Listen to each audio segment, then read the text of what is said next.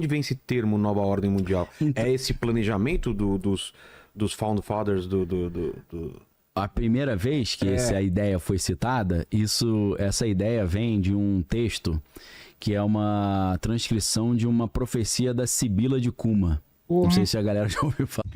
Gente, fica à vontade aí, seja muito bem-vindo, tá bom? A gente vai falar desse vídeo aqui, desse corte aqui que eu vi no podcast. Esse brother aqui eu gosto dele, Daniel Lopes, ele fala umas paradas aí. É bem interessante, tá bom? Já deixa o curtir, né? Dá uma curtida no vídeo, se inscreva no canal pra dar aquela equilibrada, como vocês estão ligados, e bora pro vídeo aqui sem enrolação. Falar nisso? Não. A Sibila de Cuma foi era uma das maiores profetisas, né, que a gente pode chamar assim, do mundo antigo, e ela ficava lá no templo de Apolo, lá no oráculo de Delfos, né? Sei. Então lá na Grécia tem uma cidade chamada Delfos, e aí lá tem o templo de Apolo, e no templo de Apolo você tinha as profecias do oráculo de Delfos, eles chamavam isso do umbigo do mundo. E vários imperadores e reis do mundo todo iam lá para ouvir o que o oráculo tinha para dizer. E aí, um desses oráculos da Sibila de Cuma, ela falava que quando chegasse a hora certa e se alinhassem todos os astros e os planos, seria instaurada uma novus ordem seclorum, né? Isso foi traduzido para latim, né? Então, ali surge essa primeira expressão da ideia de uma nova ordem mundial. Vem de uma profecia. E essa nova ordem mundial é uma república, um sistema global desse rei filósofo aí que muitas sociedades secretas tentam fazer vir à tona, achando que isso aí vai ser um bem para a humanidade, vai acabar com todas as tiranias e tal. E tem a ver com aquela ideia, né, que eles simbolizam o Capricórnio, que é o bode, e a resistência, resistir à tirania, derrubar os tiranos, entendeu? Então tem a ver um pouco com isso. Acho que isso é o oráculo de Delfos, né, o templo de Apolo. O Apolo tem muito a ver também com a estrela Sírius, né? Porque o Apolo, ele ao mesmo tempo que ele é o deus da luz do conhecimento, ele traz o sol à tona, né? Mas ele também é o deus da morte súbita, da guerra, a palavra polêmica tem uma relação com o Apolo. É porque o Apolo na mitologia grega ele é o deus da guerra. Apolo. E na Bíblia, a gente tem no livro do Apocalipse um cometa chamado Absinto que cai na terra, perfura o poço do abismo. Absinto, o nome da bebida. Da bebida. E aí, em inglês o nome é estranhão, né? Wormwood, né? Parece que é verme de madeira, né? Wormwood. Eu demorei muitos... Eu vi os caras pregando em inglês, aí o cara falava The Wormwood Prophecy. Eu falei, o que é Wormwood, maluco? Que parada é? Fui ver, pô, isso é absinto. Nada a ver absinto com Wormwood, né? É igual umbigo, né? Belly bottom. Você fala, pô, belly bottom, mas tá mais na cara o que é, né? Então esse cometa cai, perfura o poço do abismo, aí libera o príncipe do abismo, que em hebraico é conhecido como Abaddon, mas em grego é conhecido como Apolion. Vem de Apolo, que é a destruição, o destruidor. Então o deus Apolo ele tem essa mesma dicotomia da estrela Sírius, que é igual o deus Apófis do Egito, que é o deus do cão, né? Que ele, ao mesmo tempo que ele é o deus da... Cabeça de cão. Ele é, ao mesmo tempo que ele controla o acesso ao inferno, ao mundo dos mortos, assim como o Cérbero, né? Aquele cão de 3 cabeças. E ele, além de controlar o acesso ao mundo dos mortos, ele também controla os segredos ocultos. Então ele é um símbolo muito importante do esoterismo, da sociedade secreta, né? Esoterismo com S, né? Nesse sentido aquele. Eu curto muito ele. Ele curte umas paradas mesmo, umas teorias aí. Eu, sei lá, seria da conspiração. Ele curte umas teorias doidas aí. Às vezes eu gosto de ver os cortes dele assim, porque se percebe que ele lê muito e pesquisa muito. É interessante. Porque esse canal aqui é voltado para curiosidades. Então, pô, esse cara aqui é foda. Conhecimento fechado. Mas aí o que acontece? Enquanto o cristianismo era hegemônico, eles escondiam esse segredo. Agora eles estão abrindo esse segredo. Isso acontece, por exemplo, tem uma história que um autor chamado William Schnoebelen, que ele foi maçom também, ele conta que ele estava nos Estados Unidos e tal, e ele estava iniciando lá no ocultismo, e tinha uma livraria lá de livros ocultistas. Antigamente era muito comum isso, né? Você ter uma livraria esotérica, né? Que era só de livro esotérico. Hoje tá... Até as livrarias estão acabando, né? Verdade. O cara compra tudo online, né? Só uma sessão, às vezes, né? Isso é meio triste, né? E aí na livraria esotérica ele assistiu uma palestra de um cara que falou que era descendente dos druidas, que era um sumo sacerdote druida. que a família dele saiu da Inglaterra na época da colonização, foi morar nos Estados Unidos, e eles eram druidas escondidos eles praticavam o druidismo na fazenda deles no topo da montanha, lá quietinho. Publicamente eles se passavam como cristãos, Sim. né? Pra não morrer, né? Aí o que aconteceu? Perguntaram pra ele, poxa, mas você tá revelando esses segredos ocultos aí? Pode revelar? Ele falou, então, nós começamos a receber orientações dos nossos espíritos guias, que agora chegou a hora de tornar o esotérico com S, esotérico com X. Está na hora de abrir para preparar a consciência das pessoas para a chegada, para o retorno do Horus aí, para essa ordem mundial nova. Vai preparar. E tem papo dos hippies, da era de Aquário, a era isso aí. Também tem a ver. Entendeu? Isso é interessante pra caramba. Tem a ver com Crowley. Anos 60, é isso? Anos 60. Sobre isso? Sim, anos 60. Flower Crowley que eu lembro é do Supernatural. Power e... Então, se você olha, um dos lemas mais importantes do movimento hippie é o quê? Sexo, drogas e rock and roll. Isso. É Crowley Faça 100%. Faça o que tu quiseres. Faça o que tu queres, essa é a lei. O próprio Raul Seixas, né, falava isso. Falava da sociedade alternativa, né? Então, Viva. vamos falar sobre isso. Legal, isso é Então, legal pra caramba. Como que começa a surgir esse papo de da liberdade hora sexual, esse papo. drogas e tal? Então, o Crowley, quando ele foi pro Egito, na lua de mel, e a esposa começou... Estamos falando de que época isso? Cara, isso aí acho que é 1800 ainda. Porra! Finalzinho, deve ser 1890 e tal, é final do século XIX. Coloca lá. Se vocês quiserem Foto do rapaz. conferir aí, dá até ver a data também. Também vê a data. Isso é facinho de achar, né? Bota lua de mel, Crowley, Egito, você vê a data. O que acontece? Ele recebe... Imagina, o cara tá com a noiva ali, com a esposa, e ela incorpora uma entidade e começa a falar, você foi escolhido para ser o apóstolo da nova era. Os deuses do Egito te escolheram para você pregar essa mensagem. Nem quero. O cara, poxa, é uma responsabilidade, né? E a entidade que a esposa canalizou era um arauto de Horus, um representante de Horus.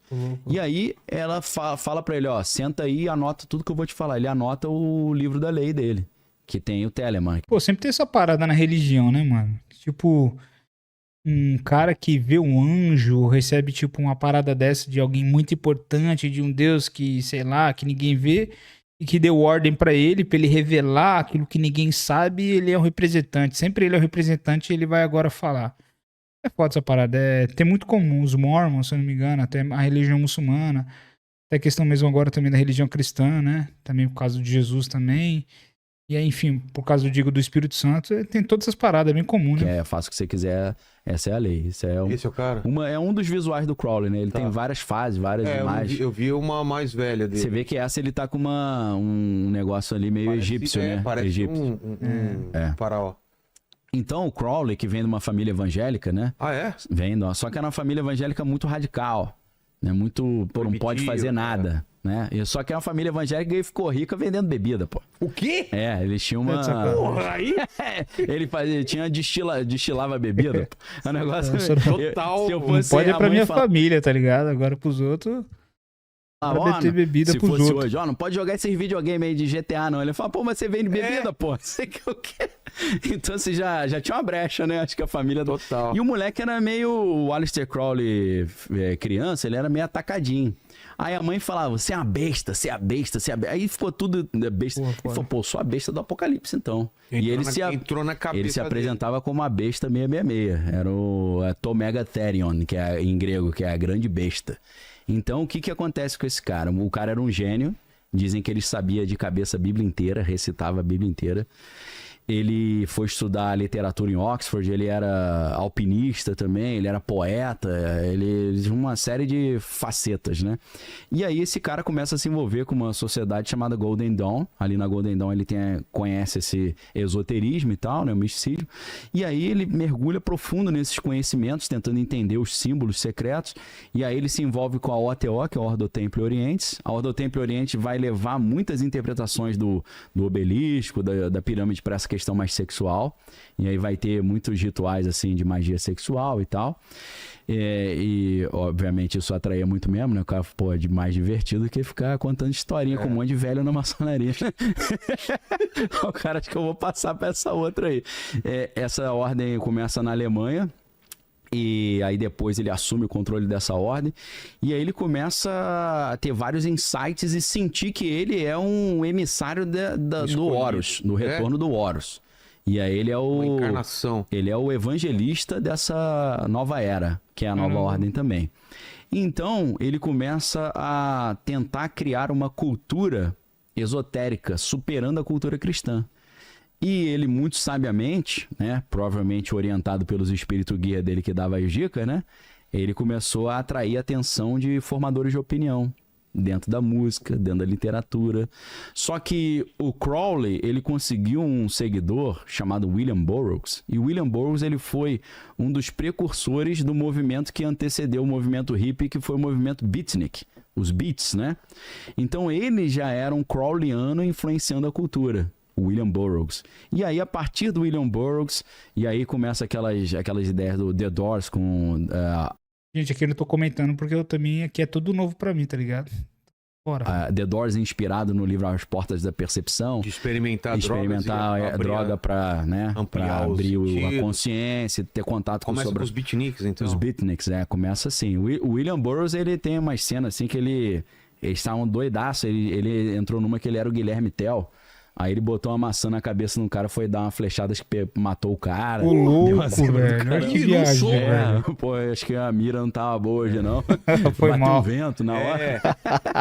Então, assim, Sacanagem. começou esse negócio de sexo, drogas e rock and roll. Então, o The Doors é mais beatnik do que hip. Entendi. Tanto que o Jim Morrison... Jim Morrison, acho que ele morreu em 68, 69. Quando o movimento hippie tava bombando, ele já tava meio que morrendo ali. Então ele é um cara precursor, né? E o Jim Morrison tinha muito aquele negócio do xamanismo, né? Da questão indígena, né? Os cultos ali Povos dos originários. nativos americanos e tal. Então o Crowley, ele consegue fazer uma propaganda muito bem feita dessa doutrina, do Telema. Telema, que é o amor é a lei, faça o que você quiser, essa é a lei. E isso fica impregnado no cinema, com o Mágico de Oz. O Mágico de Oz é totalmente crowleyano. Mágico de Oz? Pô. Por quê? Porque Verdade, pô, Oz Mágico de Oz. é uma gíria pra Austrália, né? Que o australiano, ele não fala Austrália, ele fala Oz. Austrália. Então, os caras falam oeste da Austrália, West Oz. Ah, é? Oz. Os caras acham que é Austrália, mas não é. Oz é um conceito crowleyano, que ele tem o Liber Oz, o livro de Oz, que é uma entidade, porque Oz significa força em hebraico, né? E até a coluna na maçonaria, né? Eles têm as duas colunas na entrada, que é a coluna de Jaquim e Boaz, que são as duas colunas que tem na Bíblia, isso. No Templo de Salomão, Deus falou, construa duas colunas na entrada, uma vai ser chamada Jaquim e a outra Boaz. Boaz, Boaz em hebraico e B-Oz é a mesma coisa, né? Na verdade, em hebraico está escrito B-Oz. B é no e Oz é força. E Jaquim é nele está. Então, as duas colunas Jaquim e Boaz significa nele está a força. Sim. Então, o conceito de Oz é um conceito crowleyano. No Mágico de Oz, quando você olha a simbologia do Homem de Pô, Lá... faz tempo que eu não assisto esse Mágico de Oz. Não faz muito tempo mesmo, velho. Acho que foi na minha infância que eu assisti isso. o leão... Tem as bruxas, né? Tem as bruxas. A bruxa Mas do bem, a bruxa do a mal. menina é levada da Acho que é Dorothy, né? A Dorothy Sim. com o cachorro para um outro mundo. Sim. Nesse outro mundo tem um cara que domina, Sim. que é mal ou não?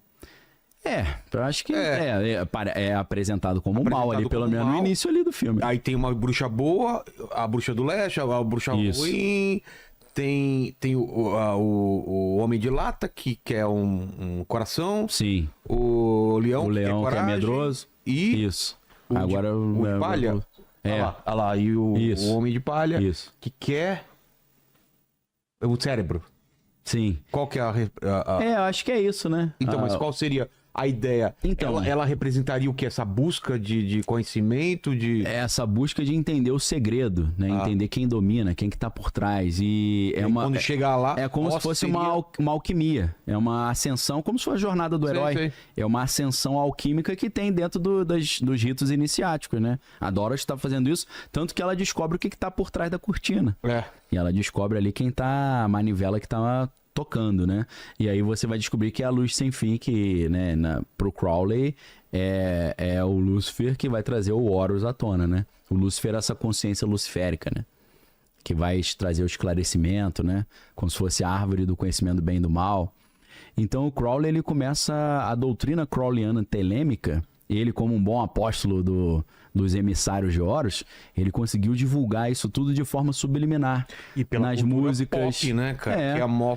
Porque uma coisa é o Crowley chegar no meio de uma praça lá no Hyde Park, lá na Inglaterra, e falar, ó, o seguinte, agora é telema, tá? Lá. Aí o cara fala, meu irmão, isso é palhaçada. Agora, você vê um filme, tu escuta uma música, daqui a pouco você introjetou aquilo. Isso é verdade. Porque quando você escuta um discurso religioso, seu espírito crítico tá aguçado. Você fala, não quero, não aceito. Isso é Mas verdade. quando você vê um filme, você tá com a tua resistência. É verdade, a cultura, né, mesmo que a gente vê de Hollywood, ela vai colocando as propagandas, tanto as ideologias americanas nas pessoas mesmo no Ocidente, várias pessoas por causa disso mesmo, mano. Como ele falou, você vê, se você traz uma parada com um cara mesmo de religião, a pessoa já se fecha e não quer saber. Agora você traz isso com uma historinha bonita, com um romance, com uma história de superação, você pode falar com a mesma ideia de religião, só que a pessoa vai aceitar. Tá baixa, você tá com a guarda baixa. Aí as mensagens vão se impregnando. Aí você vê aquele... A capa do disco dos Beatles. E também só pra falar isso, até a gente vê mesmo as novelas da Record, que é boa pra caramba as produções. E tem muitas pessoas que gostam, mano. Tipo, tem muitas pessoas que não gostam da Bíblia, não gostam de ir pra igreja, tipo, por exemplo, de assistir uma pregação, só que adora ver, tipo, novelas da Record. Aquela que eles faziam produções bíblicas. Só pra falar. Dos pra Beatles falar. lá, do Sgt. Peppers, tem a foto dele ali. Né? Acho que o mais crowleyano ali era o John Lennon. A Yoko Ono também era bem esotérica, né? Então o John Lennon traz o Crowley pra conversa. Nos Rolling Stones você tem aquele álbum Goat's Head Soup, que é sopa de cabeça de bode, acho que deve ter essa capa aí também. E ali você tem Sympathy for the Devil, né? Pleased to meet you, né? Hope you guess my name. Então ele tem um pacto com o diabo ali na parada, uma influência crowleyana forte. David Bowie também. Bowie sempre, na fase inicial, ele botava assim a árvore da vida, da Cabala, que é muito importante pro Crowley e pra Sociedades Secretas também, porque vai ter toda essa estratégia da ascensão alquímica ali, como o cara cresce, né? Então, você vê até uma Ariana Grande da vida, né? Tem um dos primeiros clipes da Ariana Grande que bombaram. Tem um cara assim, um sacerdote com uma roupa meio judaica, com aquele peitoril judaico. Sim. E ela tá dentro de uma nave espacial e não conseguem ligar a nave. Aí ela pega uma árvore da vida, assim, da Cabala, encaixa na nave, a nave liga e... É tipo assim, ó, com isso aqui tu decola, hein? Entendeu? Em chave. É a chave pra ligar o motor do sucesso. Então, o Crowley, ele... Ah, lá. Ali, ó, tá? é o careca lá na ponta esquerda ali, ó. O segundo da esquerda pra direita lá em cima. O barbudo e depois tem... o barbudo eu não lembro quem é, não. Tá. Não sei se é o Bakunin, que é o anarquista, né? Mas você tem ali, ó, o Aleister Crowley é esse careca ali. Entendeu? Você tem o Edgar Allan Poe, que tem uma história... O Edgar Allan Poe tá no meio certinho ali, o bigodinho. Tá vendo? O bigodinho, o cabelinho meio puladinho, é o Edgar Allan Poe. Lá em cima, é verdade. Do outro lado você tem um Bob Dylan, que tem uma história sinistraça. Por quê? Não sei. Pô, o Bob Dylan deu uma entrevista, acho que em 2013. Ele não gosta da entrevista, mas ele teve que dar porque ele escreveu um livro e a editora obrigou ele a dar entrevista para divulgar o livro. Ele deu uma entrevista pro 60 Minutes, eu não lembro o nome do entrevistador, e o cara fala assim... Pô, você tá rico pra caramba, por que você ainda faz show? Aí ele fala, é meu compromisso, né? Isso aí você acha no YouTube fácil. Aí ele fala, compromisso com quem? Ele com um cara lá, né? Com um chefe. Ele, que chefe? O cara que manda no mundo. Aí ele fala, em qual mundo? Ele fala, nesse mundo e no mundo que a gente não consegue ver. Aí ele fala, mas como que é esse cara? Velho. Ele fala, pô, o diabo, pô. Ele manda lá. Manda quem é, caramba? É o Silvio Santos, é quem é o cara... Porra, mano, não sabia disso não. Mano, é o diabo. Mas não tá em tom de brincadeira. Não, o cara não brinca, né? Se você conhece ele, você sabe que ele não é um cara de brincadeira, não é fora da personalidade dele. Aí você vê... Nessa época vem muito papo, né? De pacto com o demônio. Pacto. A história dele lembra um pouco aquela história lá A Encruzilhada, né? Que é do Robert... Esqueci o sobrenome. Mano, é engraçado que quando eu vejo essas paradas de encruzilhadas, o Mágico de Oz, eu só lembro de Supernatural, mano. Porra, eles abordaram todo o sistema aqui. Porra, é muito show de bola.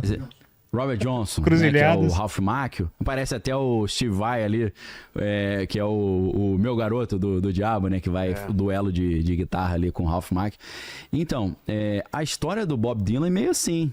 porque é um cara do interior dos Estados Unidos. O nome dele é Robert Zimmerman, né? Ele tirou o Zimmerman, deixou o Dylan. Talvez para tentar... tem muito antissemitismo nos Estados Unidos, né? Pra não dar na cara que é judeu ali, né? Pra ficar mais tranquilo. Ainda mais indo pra Nova York, cidade grande, né? Então, um jovem na cidade grande tem que tomar cuidado com tudo, né? E aí, dizem que ele era um cara assim que não tinha talento, sei o quê. Aí ele foi pra Nova York, voltou monstro da composição, gênio. E aí os caras, nessa mesma entrevista, o cara fala, por que você não compõe mais, assim, aqueles grandes sucessos? Ele falou, não consigo mais. Ele falou, não consegue por quê? Ele falou que não era eu, não. Não era eu, não. Era outra coisa que... Uma ajuda. Ele tinha ajuda. Aí até certo ponto. Porque cumpriu o combinado ali, né? Então acho que o combinado era, vou te ajudar até aqui, daqui pra frente. Tu continua fazendo show pra divulgar a nossa mensagem. Espírito guia lá. Mas também não precisa fazer mais música nova, não, que não precisa. Você já tá podre de rico aí. Então aí eu não posso parar, por quê? Por causa dos meus compromissos. Compromisso com quem? Com o comandante. Com que comandante? O desse mundo e do que a gente não vê. Que é esse cara? Ele fala, o diabo lá, pô. Ele manda essa. Mas o Crowley tava metido em... Tem muito parada mesmo, né, mano? De muitos cantores aí mesmo na internet. Porra, muitas teorias da conspiração dos cantores ter pacto com o diabo. Por isso que faz sucesso essas paradas todas. Sei lá, mano, sou curioso pra caramba, só tô muitas aqui coisas, só... até do Abraham Lincoln, foi ele que fez o rito. Fez o rito. Aí, ele fez vários ritos que deu zebra, né? Que deram zebra, né? O que, por exemplo? O rito no Lago Ness, pô. O que ele tentou fazer? Ele não comprou aquela mansão lá do Lago Ness, fez um rito de abertura de portal brabérrimo, aí abriu o portal, liberou as entidades. Não mandou de volta. Porra. Aí o bicho ficou solto ali. Dizem que o monstro no Lago Ness é a entidade que ele invocou, que fica ali atormentando a galera na região. Aí o Jimmy Page, do Led Zeppelin, que é 100% crowleyano também, explícito. Comprou. Você tem até os símbolos da telema nos álbuns do Led Zeppelin. Comprou a mansão ali no Lago Ness, mas falou que teve que vender, que tinha uma vibe muito estranha ali. Depois que ele comprou essa mansão, várias tragédias aconteceram na vida dele e do Robert Plant. Robert Plant perdeu o filho com uma doença inexplicável. Até hoje ninguém sabe o que o filho dele teve. Então, assim, é uma história estranhíssima, né? E ele dizia que... como é que... Tem umas entrevistas que fala, pô, como é que você fez pra compor Stairway to Heaven? Stairway to Heaven tem tudo a ver com as escadas de Jacó dentro do esoterismo, né? Qual que é? No esoterismo, na árvore da vida, tem duas colunas, né? Tem o pilar da mãe, do pai e tal. Uma das colunas eles chamam de... O que é? Então, cada símbolo desse é símbolo de um dos membros da banda. Do Led Zeppelin? Você tem o Jimmy Page, você tem o John Paul Jones, o Robert Plant e o John Bonham. John Bonham morreu, né? Acho que é... Alcoolismo? Alcoolismo, de álcool. E o que significa cada símbolo? Eu não sei interpretar esses símbolos, não. Essa eu vou ficar devendo. Tá. Mas eu já estudei isso, mas não me lembro. Mas é como se fosse um sigilo. Um sigilo... Você falar que esse daqui da esquerda de baixo parece o da Audi. Não, das Olimpíadas, né? Da Audi também. Você manja, você sabe que é sigilo, claro. Né? Pra quem não sabe o que é sigilo, sigilo é o seguinte... Sigilo não é... É segredo também, mas não... Não nesse sentido. Não nesse sentido.